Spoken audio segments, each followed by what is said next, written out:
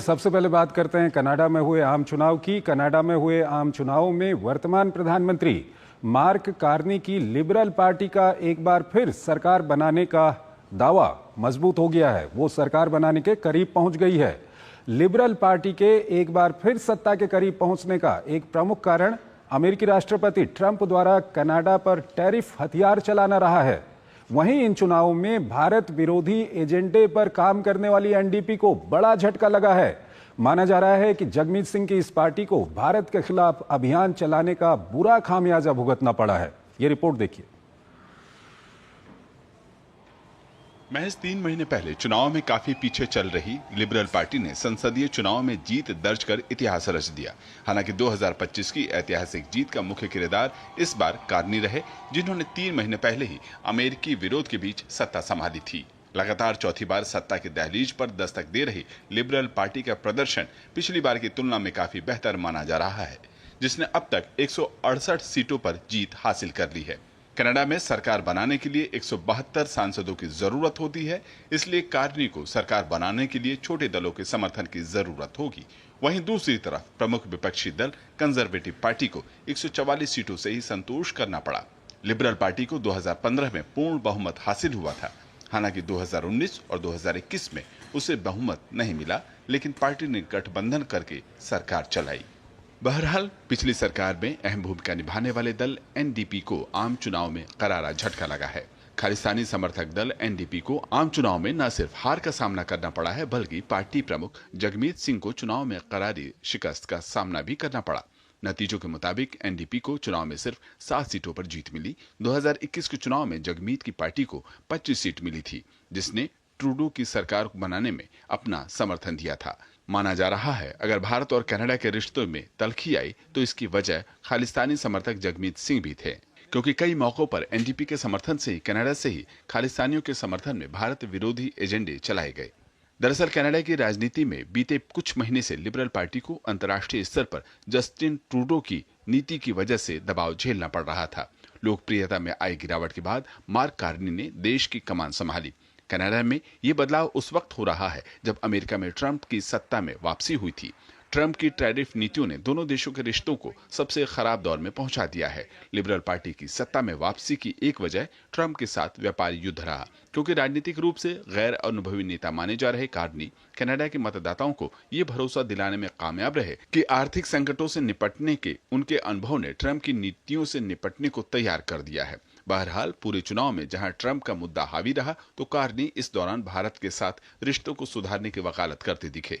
प्रधानमंत्री नरेंद्र मोदी ने कार्नी को बधाई देते हुए भारत कनाडा साझेदारी को मजबूत करने के साथ उनके साथ काम करने की उत्सुकता जताई।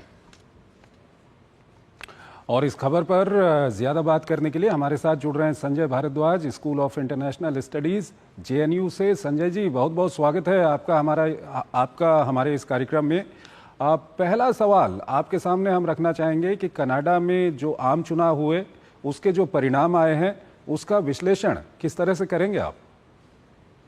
देखिए, ये बात साफ है कि जो इलेक्शन मैनिफेस्टो रहा और जिस तरीके से कार्नी ने इलेक्शन कैंपेन किया, उसमें 2 बातें साफ साफ स्पष्ट रूप से नजर आई। पहली बात कि जो उनकी लिबरल पॉलिसीज हैं उनको उन्होंने काफी कुछ जनता के सामने रखा। दूसरा, जो ट्रंप के साथ जो उनका अभी ट्रेड वॉर चल रहा है, एक तरीके से जो टैरिफ वॉर जो चल रहा है, वो ना केवल कनाडा के साथ बजाय कि पूरी दुनिया के साथ चल रहा है। लेकिन जो सबसे बड़ा कनाडा के लोगों को एक विश्वासघात लगा कि पिछले जो लगभग 50 साल से कनाडा और अमेरिका के बीच में जो एक बहुत स्ट्रॉन्ग साझेदारी थी और एक डिपेंडेंसीज थी एक दूसरे को, उनको बहुत बड़ा ठेस लगा और उनको पहली बार ये एहसास हुआ कि अमेरिका और ये बात कार्नी ने अपने इलेक्शन कैंपेन में कहा कि अमेरिका हमारी भूमि को लेना चाहते हैं, अमेरिका हमारे संसाधनों को खाना चाहते हैं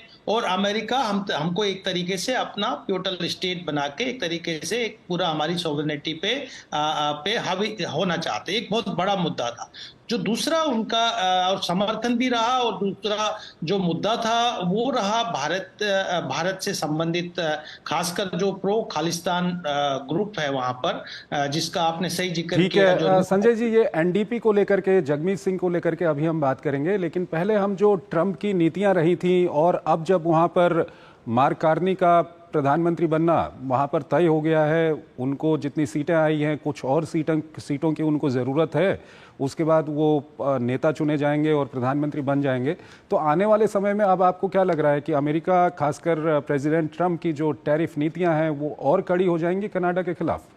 देखिए, दो बातें साफ। अभी तो जहां तक आप इलेक्शन रिजल्ट्स की बात कर रहे हैं तो लगभग 167 सीटें कंफर्म हो चुकी है, और बहुत ज्यादा दूर नहीं है बहुमत से। कुछ थोड़ा बहुत उनको समर्थन इंडिपेंडेंट और वैसे कैंडिडेट्स का रहेगा, पहली बात। दूसरी बात की ये बात साफ है कि अब कनाडा अमेरिका के प्रति बहुत कॉन्शियस रहेगा। मुझे लगता है कि अमेरिका भी कनाडा को थोड़ा एक बार्गेनिंग एक उस पे लाने की कोशिश कर रहे थे, नेगोशिएशन के टेबल पे लाने का प्रयास कर रहे थे।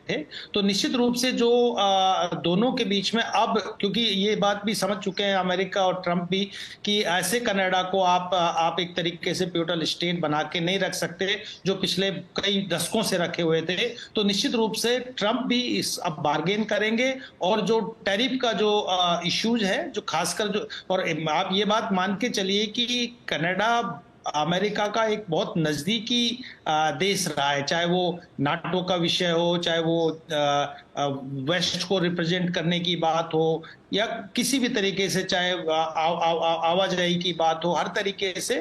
तो अमेरिका भी नहीं चाहेगा कि कनाडा उनके हाथ से निकल जाए। तो मुझे लगता है कि दोनों देशों में एक बार्गेनिंग जो स्कोप जो है वो ज्यादा बढ़ गया है। अब वो ट्रूडो वाली बात नहीं है। अब निश्चित रूप से कार्न ने बहुत इनका जो जिस तरीके से राइज हुआ है वहां की राजनीति में, ये अपने आप में एक इंडिकेट करता है कि वहां के जो कनाडा के जो लोग हैं और जो इनके इलेक्शन मैनिफेस्टो और एजेंडा थे, उसको जब मैंडेट मिला है तो अमेरिका भी इस बात को समझेगा।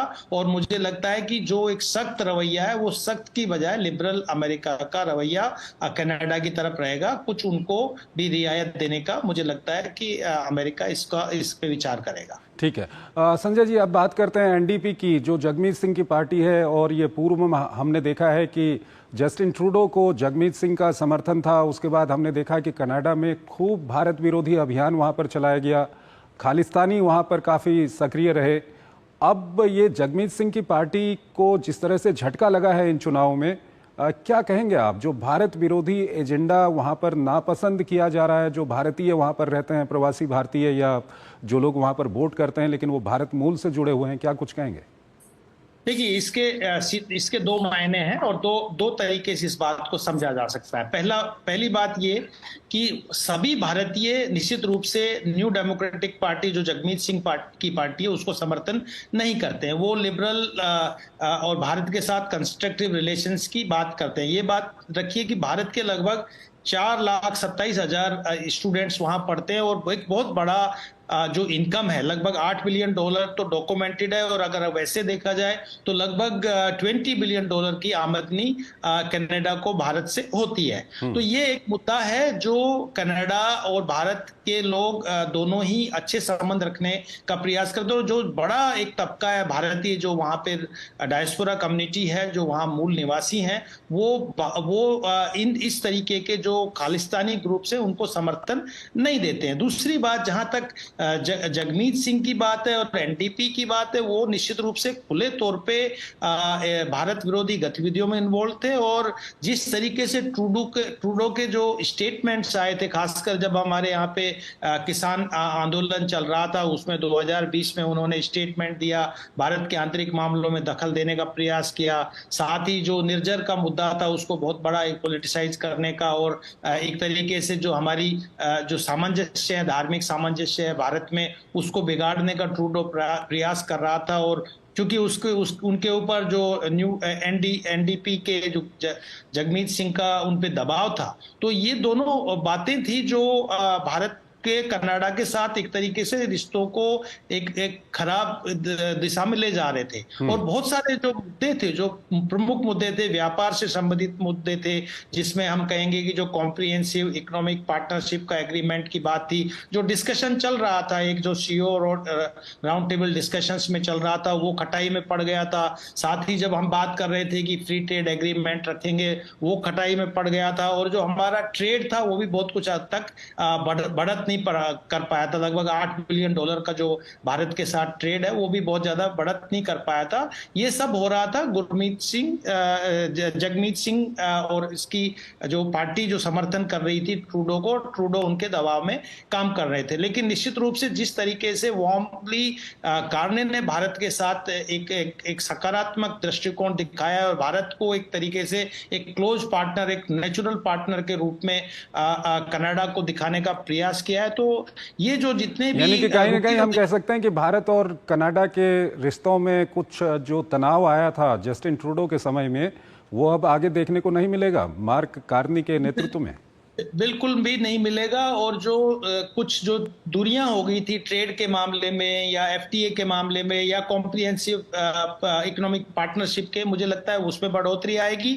और जो उनके अपने इमिग्रेशन पॉलिसी है या सिटीजनशिप देने का, मुझे लगता है वो एक पॉजिटिव रवैया रहेगा। और जो इनके ट्रैप में फंसे थे जगमीत सिंह के, वो ट्रैप का, और उन्होंने तो रिजाइन भी कर दिया, वो उन्होंने पार्टी के पद से भी रिजाइन कर दिया, तो अब उनका महत्व नहीं रहा। और वो ये बात लिबरल पार्टी के लीडर्स भी समझ चुके हैं। बहुत बहुत शुक्रिया संजय जी इस विषय पर अपना विश्लेषण रखने के लिए। एक और महत्वपूर्ण विषय है, आप बने रहिएगा, अभी आपसे बातचीत